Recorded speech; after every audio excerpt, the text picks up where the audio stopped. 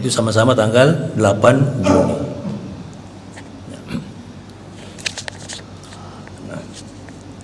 Persoalan kedua, nah ini tidak seragam pelaksanaan hari-hari ibadah di tingkat lokal, apalagi tingkat global. Contoh paling konkret tahun lalu ya, antara di negara kita sendiri ya, Hari Raya Idul Fitri maupun Hari Raya Idul Adha berbeda. Apalagi di tingkat global.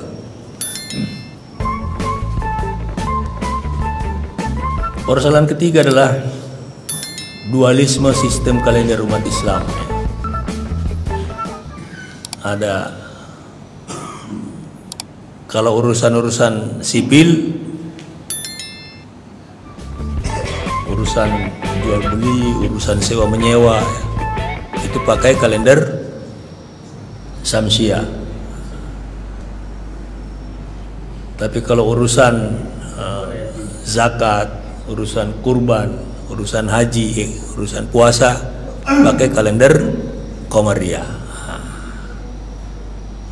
Jadi kalender Qamariyah kita ini belum bisa mengatur, belum bisa digunakan untuk hal-hal yang urusan sipil. Cuma urusan ibadat toh.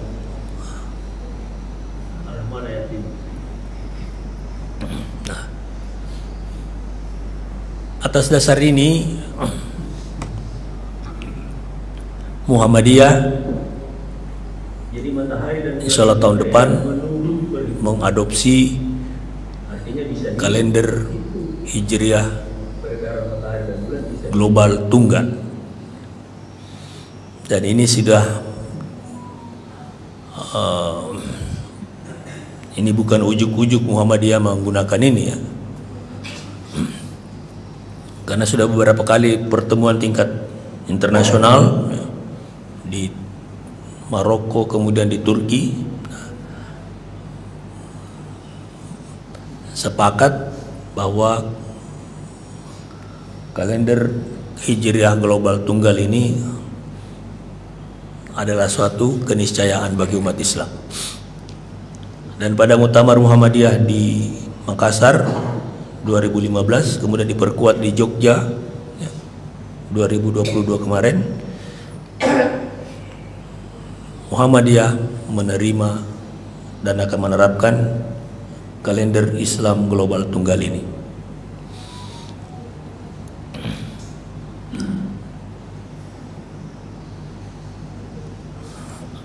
Ada yang bilang begini, jangan bermimpi mau menyatukan kalender Islam secara global, secara internasional. Di dalam negerimu sendiri berbeda-beda kok. Iya. Samakan dulu di dalam negerimu, baru kau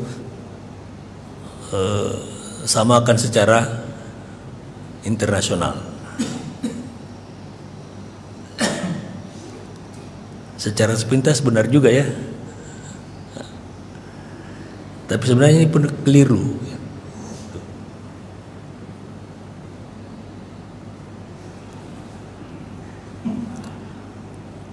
Kalau kita sudah sepakat di Indonesia misalnya, satu kalender Hijriah berlaku untuk seluruh Indonesia. Jadi puasanya sama, lebarannya sama, Idul Fitrinya sama, Idul Adhanya sama. Tapi ketika dibawa ke tingkat global ternyata berbeda.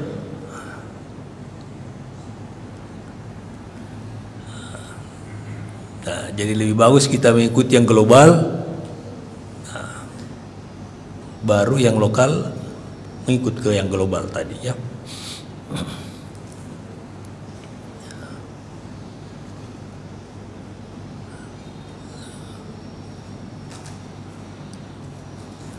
Nah, jadi ini perlu disosialisasikan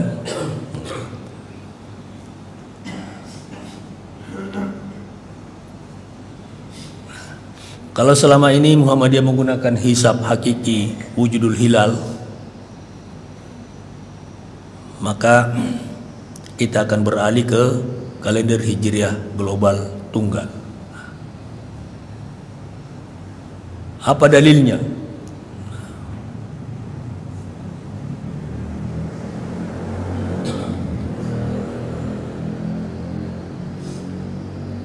Ini surah Yasin ayat 38 sampai 40. Kemudian Fatir ayat ke-13. Al-Isra ayat 12. Yunus ayat 5. Al-An'am ayat 96-97. Luqman ayat 29. Az-Zumar ayat 5. Al-Kahfi ayat 25. Ibrahim ayat 33. Al-Anbiya ayat 33. Al-Baqarah ayat 189. Ar-Ra'du ayat 2 dan Ar-Rahman ayat 5. Bermula dari At-Taubah ayat 36. Ustaz Kemanto biasanya tahu ini. At-Taubah 36 Ustaz.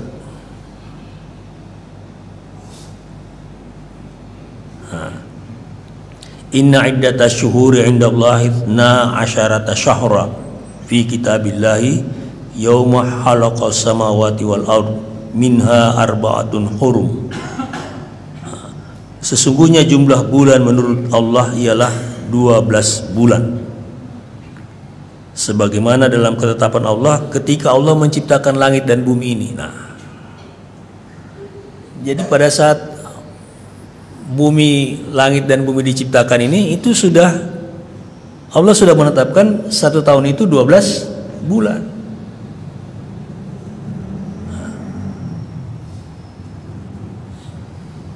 Kalau kita berbicara bulan ya, ada 12, itu artinya apa? Kita bicara apa itu? Kalender, ya. Ya tak? Bicara kalender.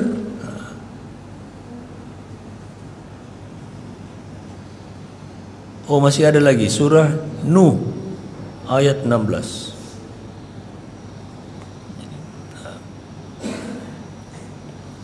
Nah, ini tadi ya.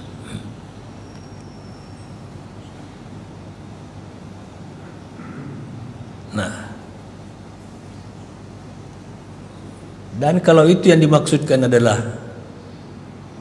bulan Hijriah, yang jelas di situ yang dalam surah Taubah tadi ini kan disebutkan di antara 12 bulan itu ada 4 bulan haram, ya kan? Nah, bulan haram itu dikenal di sistem kalender Syamsiah atau Qamariyah? Qamariyah. Nah, berarti sistem kalender Hijriah itu sebenarnya sudah ada sejak langit dan bumi diciptakan, ya kan?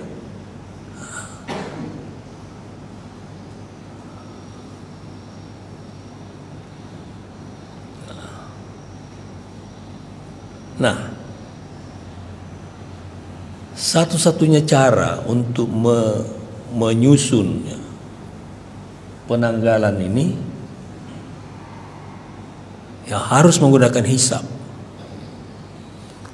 Sebab kalau menggunakan ru'yat itu tadi, tanggal 1 ditentukan H-1.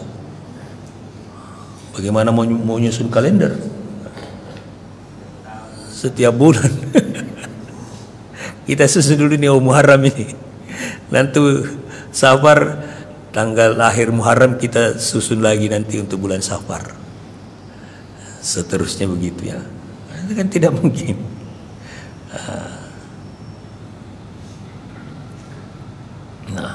Nah ini saya nggak paham juga ini epimeris ya, perhitungan. Ya. Nah, basis kalender Hijriah global tunggal ini adalah Asy-syamsu wal qamaru bihusban. Surah Ar-Rahman ayat berapa gimana tuh? Ayat 5 ya?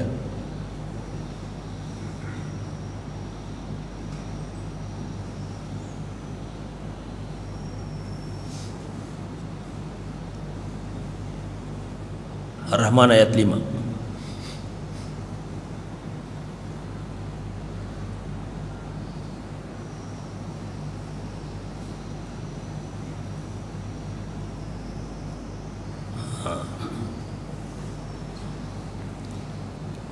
Jadi matahari dan bulan itu beredar menurut perhitungan.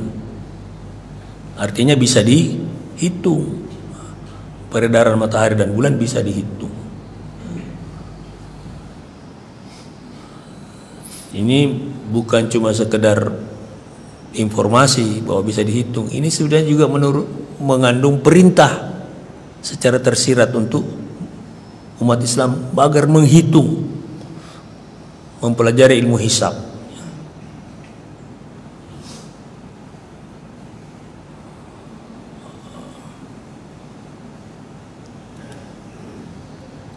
Nah, dalam ilmu hisab, ya, peredaran bulan ini ada yang dikenal dengan siklus sideris dan siklus sinodis.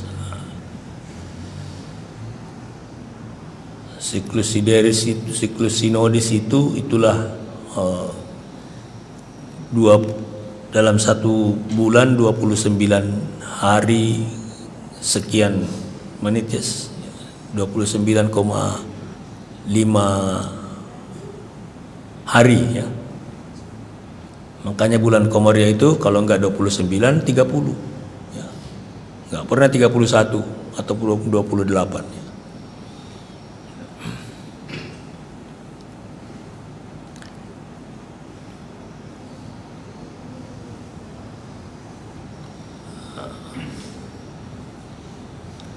Nah, ini kemarin bulan Syaban ya, ketika Idul Fitri ya.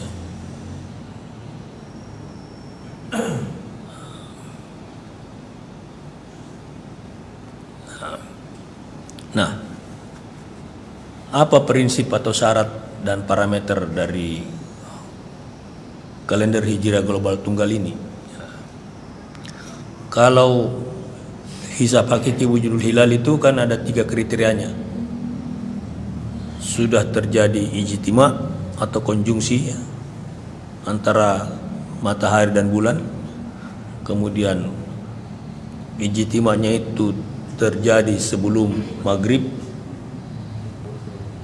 Yang ketiga, pada saat matahari tenggelam itu bulan di atas ufuk, jadi matahari yang duluan tenggelam.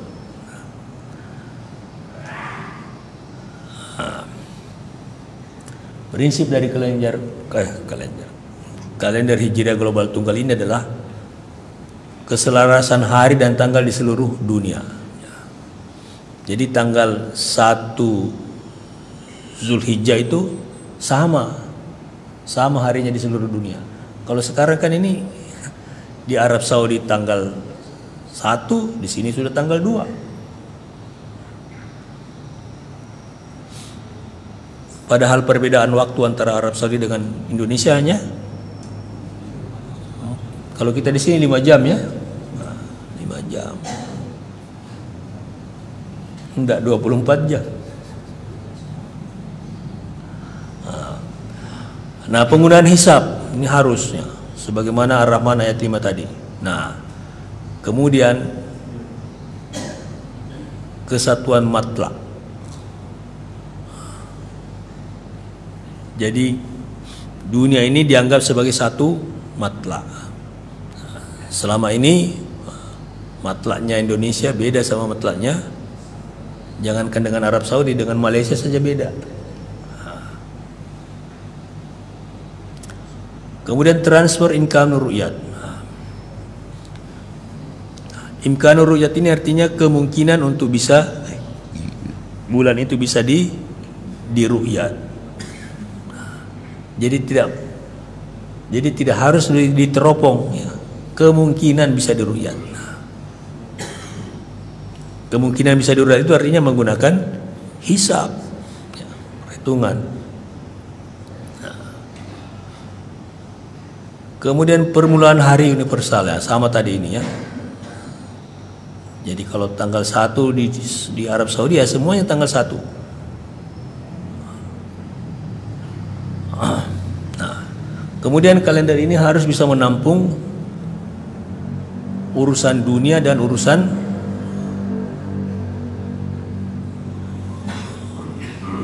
akhirat ya. Urusan agama dan urusan dunia sekaligus. Nah. Al-Quran surah Al-Baqarah 189.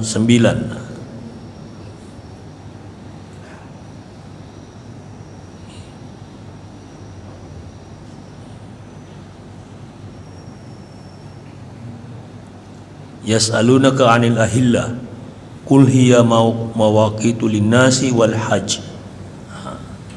Mereka bertanya kepada Muhammad tentang ahillah, tentang hilal bulan sabit. Katakanlah itu adalah petunjuk waktu bagi manusia dan ibadah haji. Nah, jadi untuk urusan haji, urusan agama, dan untuk urusan petunjuk waktu bagi manusia, nah, waktu secara umum, secara global. Kemudian kalender Islam ini didasarkan pada bulan Qamariyah yang kadang berusia 29, kadang berusia 30 hari. Ya. Sebagaimana sabda Rasulullah, kami tidak umat yang ummi, tidak bisa baca tulis, tidak bisa menghitung. Bulan itu kadang 29, kadang 30 hari. Kemudian kalender ini adalah kalender unifikatif. Artinya satu hari, satu tanggal. Jadi jangan ada tanggal 1 Zulhijjahnya di sini hari Selasa, di sana hari Rabu. Atau di sana, ya. Kita di sini kemarin tanggal 1 Zulhijjah kemarinnya hari Sabtu. Hari Sabtu. Di Arab Saudi hari Jumat tanggal 1-nya.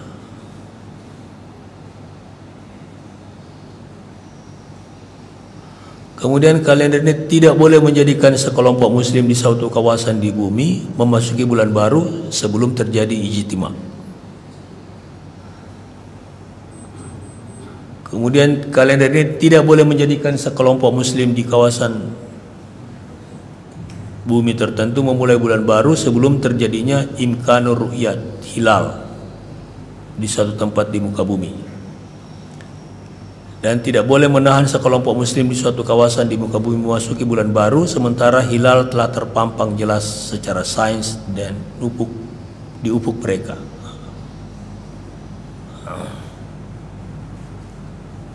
Ini artinya hilal sudah ada sebenarnya ya. Cuma karena belum terlihat lalu dikatakan ini masih tanggal 30, belum masuk bulan baru, padahal hilal sudah ada secara sains. Nah, parameternya, seluruh kawasan dunia ini dianggap sebagai suatu kesatuan. Jadi bulan baru dimulai secara bersamaan di seluruh kawasan bumi. Nah, bulan baru dimulai apabila di bagian manapun di muka bumi ini sebelum jam 12 malam atau pukul 00 waktu GMT telah terpenuhi kriteria. Kriterianya ini, sudut elongasi mencapai 8 derajat atau lebih dan ketinggian hilal mencapai 5 derajat atau lebih. Nah, kalau kriteria Mabims 3 derajat. Kalau ini 5 derajat malah, lebih tinggi.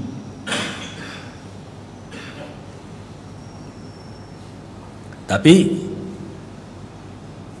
di bagian manapun di muka bumi ini, jadi kalau di sudut dunia sana sudah ketinggian hilalnya 5 derajat, maka di Indonesia mengikuti yang di ujung dunia sana ya. Nah, apabila kriteria di atas terpenuhi setelah lewat tengah malam waktu GMT, maka bulan baru ditetapkan dengan ketentuan. Apabila imkanul ru'yat telah terjadi di suatu tempat dimanapun belahan bumi dan ijtima di New Zealand terjadi sebelum fajar. Imkanul ru'yat tersebut pada butir A terjadi di wilayah darat, di wilayah benua Amerika. Nah, jadi kenapa di Amerika sana? Karena Amerika adalah tempat paling barat. Bulan itu makin ke barat makin tinggi, artinya makin mudah terlihat. Jadi kalau di sana 5 derajat, di sini mungkin baru 2 derajat. Nah, kalau di sini belum terlihat, di sana sudah terlihat. Nah, ini sebenarnya mirip-mirip yang dianut oleh teman-teman kita dari Hizbut Tahrir ya, ru'yat global. Cuma kalau Hizbut Tahrir itu betul-betul meru'yat, kalau ini cukup pakai hisab saja ya. Ini bulan kemarin, Ramadan kemarin ya.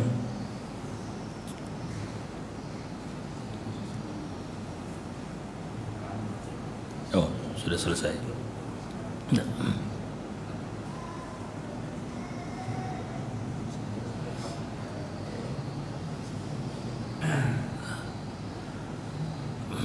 Nah, tentu ini tidak mudah ya.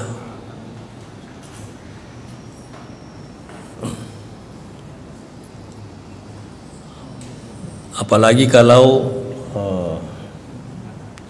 tetap bertahan dengan ru'yat. Nah, harus ru'yat.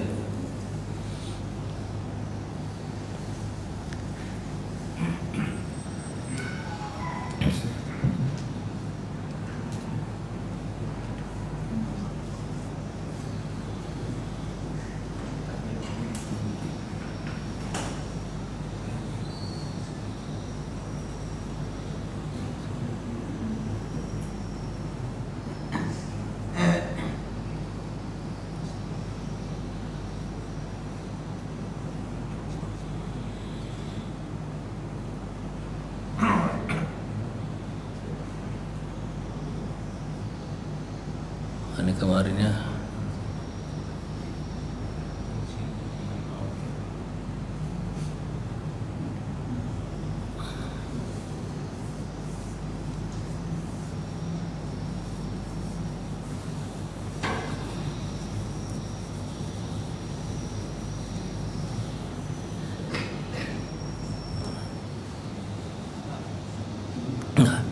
Bapak Ibu jemaah subuh rahimakumullah.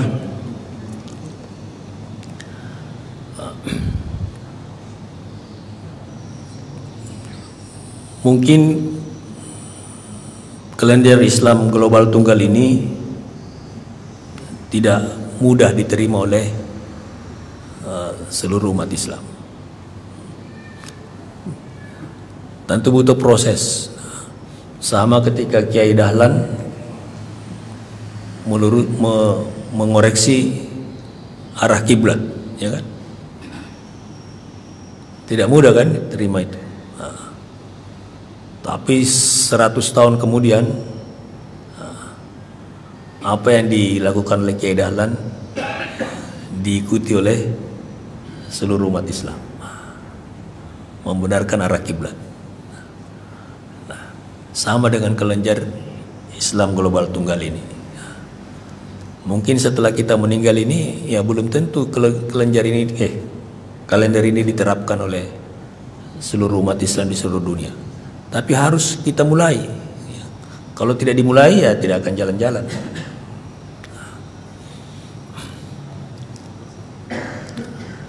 Paling tidak kalender hijrah global tunggal ini sudah diterima atau akan diterima oleh negara-negara yang mengikuti kongres sebelumnya, yaitu di Maroko dan di Turki. Nah,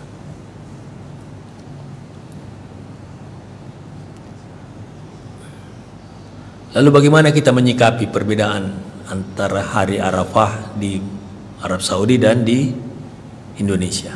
Kapan kita puasa Arafah? Ketika wukuf di Arafah. Nah, kalau menurut Muhammadiyah, puasa Arafah itu sudah dilakukan oleh umat Islam sebelum perintah ibadah haji ada. Jadi sebelum perintah haji, ibadah puasa Arafah ini sudah diamalkan oleh umat Islam.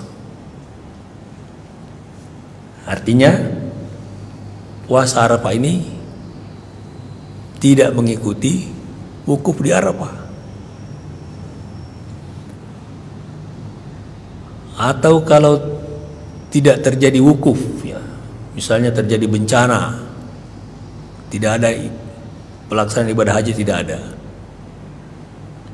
apakah berarti puasa Arafah tidak dilakukan karena tidak ada wukuf?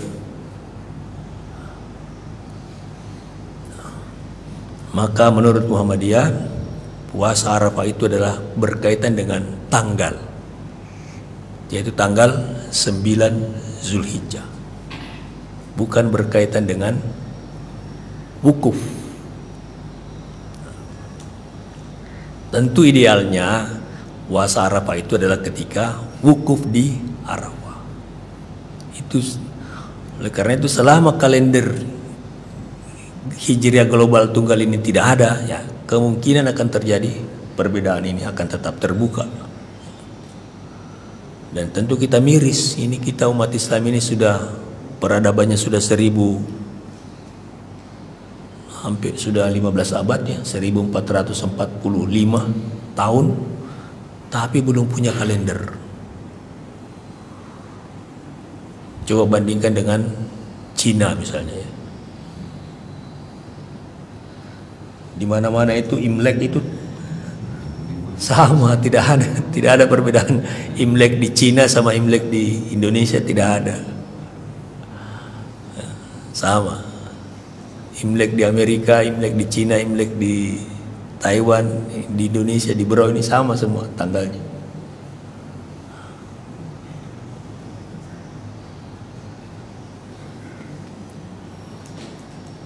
Nah, tinggal kita ini umat Islam tidak punya kalender.